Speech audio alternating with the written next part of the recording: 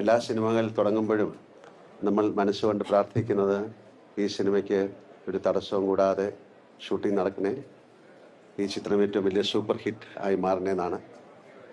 അതുപോലെ ഞാനും പ്രാർത്ഥിക്കുന്നു, ഇതിനൊരു തടസ്സവും കൂടാതെ നടക്കണേ, ഇതൊരു വലിയ വിജയമായി മാറണേന്ന്.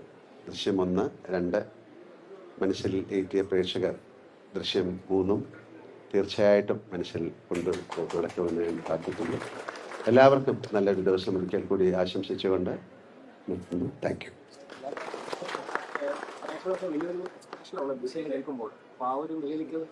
അതല്ലേ, അതാണ് ഞാൻ പറഞ്ഞത്. അതൊക്കെ ഇനിയും നടക്കേണ്ട കാര്യമല്ലേ, കുഴപ്പമുണ്ടാവില്ലെന്നാണ് ഞാൻ തോന്നുന്നത്.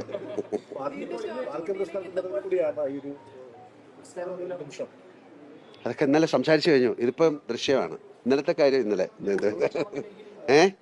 ഇപ്പൊ ഞാൻ പോവാണ്, ഇത് കഴിഞ്ഞാണ്. ഓക്കെ, അതിന്റെ കഥ ഇപ്പൊ പറയണം.